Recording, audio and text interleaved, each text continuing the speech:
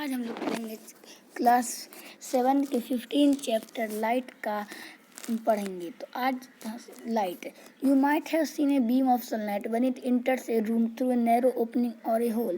You may have also seen beams of light from the headlamps of scooter, cars and engines of train. Similarly, beam of light can be seen from a torch. आपने इसका आपने कभी देखा होगा कि कोई भी light की बीम जो है हमारे घर में आती है, कोई भी होल से। और आपने ये भी देखा कि हेडलैम्प स्कूटर से रोशनी आती है, कार से आती है, इंजन से, ट्रेन के इंजन से आती है, लाइट हाउस से आती है और टॉर्च से आती है। और इसमें अब you may seen a beam of searchlight from a lighthouse हो गया। What does exercise suggest? तो चलिए आप देखिए, light travels along 15.1 light travels along a straight line. Bujo recalls an activity he performed in class 6. In that activity, he looked at a lighted candle first through a straight pipe and then through a bent pipe. Why was Bujo not able to see the candle flame through a bent pipe? इसमें यह है कि बूजो जो एक लड़की रहती है वो पहले एक जलते हुए मोमबत्ती को सीधे पाइप से देखती है तो उसको वो दिखाई देता है, लेकिन जब वो मुड़े हुए पाइप से देखती है तो नहीं दिखाई देता है।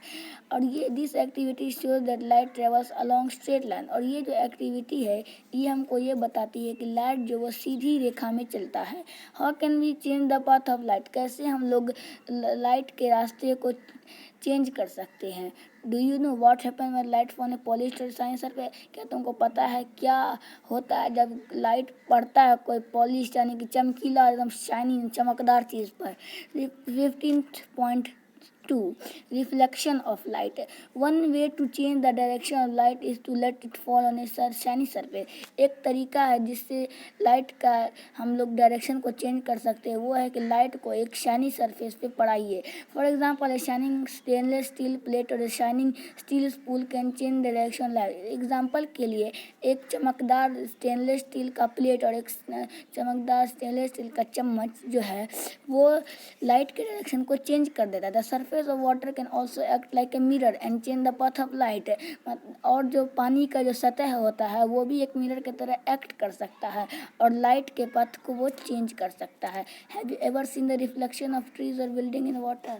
क्या तुमने कभी भी देखा ट्रीज पेड़ का बिल्डिंग का रिफ्लेक्शन वाटर में? Any polished or a shiny surface can act as a mirror. What happens when light falls in a mirror? You have learned in class 6 that a mirror changes the direction of light that falls on it. This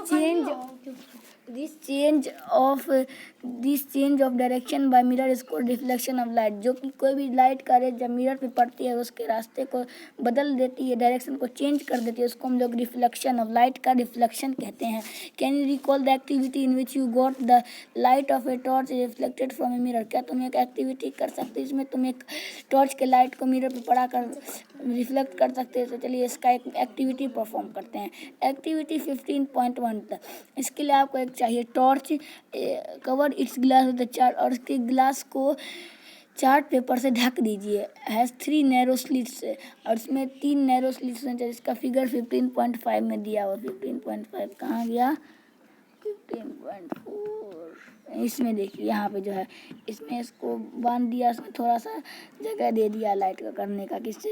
इसमें 3 narrow छेद कर दिए गए हैं। ये देख लीजिए 15.5 में कैसे किया हुआ है। चलिए आगे यहाँ पे जहाँ पे थे हम लोग वहीं करते हैं। स्प्रेड ए शीट, एक शीट अब chart paper smooth wooden board और उसको जो है एक स्मूथ वुडन बोर्ड पर पड़ाइए, स्प्रेड कीजिए। Fix a plane mirror strip vertically on the chart paper, एक प्लेन मिरर उस चार्ट पेपर के वर्टिकली लगा दीजिए। Now direct the beam of light on the mirror from the torch with slits, place the torch in such way that its light is seen along the chart paper on the board. Now adjust its position, let light from the torch strike the plane at an angle. और फिर उसको जो है plane mirror पर उसकी रोशनी को पड़ाइए और उसको इस तरीके से लगाइए कि उसका रिफ्लेक्शन जो है वो चार्ट दिखाई दे, और उसके पोजीशन को आप लोग एडजस्ट कर लीजिए जिससे आप प्लेन मिरर का एंगल देख सकते हैं।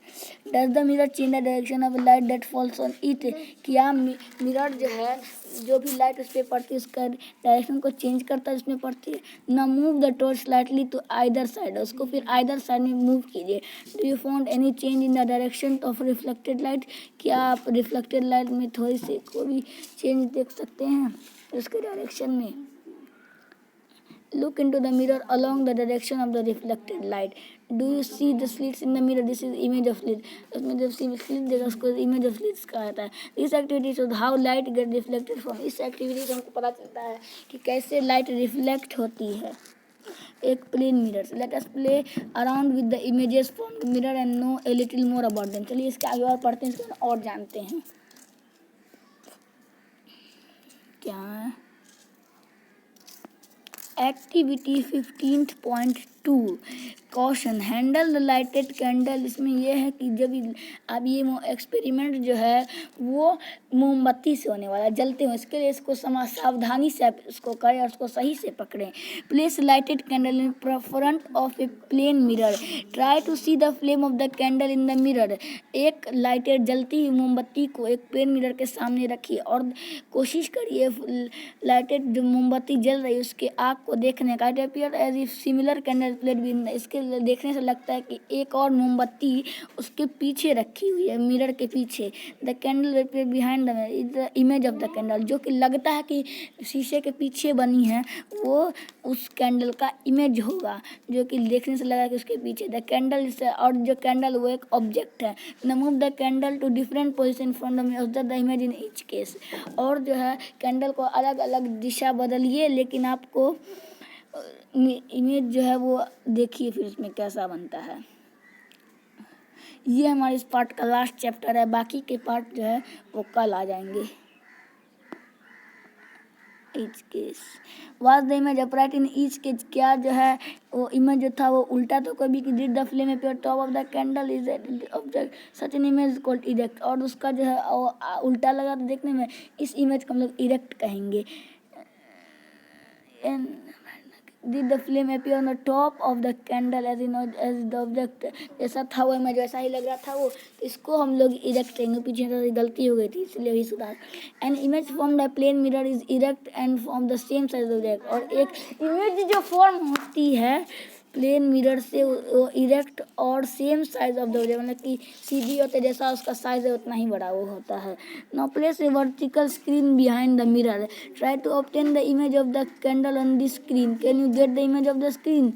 एक वर्टिकल स्क्रीन जो है मिरर के पीछे रखिए और कोशिश करिए कि और उसका इमेज जो है वो एक स्क्रीन पर लेने का। Now place the screen in front of the mirror, can you get the image on the screen, ना कि आपको मिला वो स्क्रीन।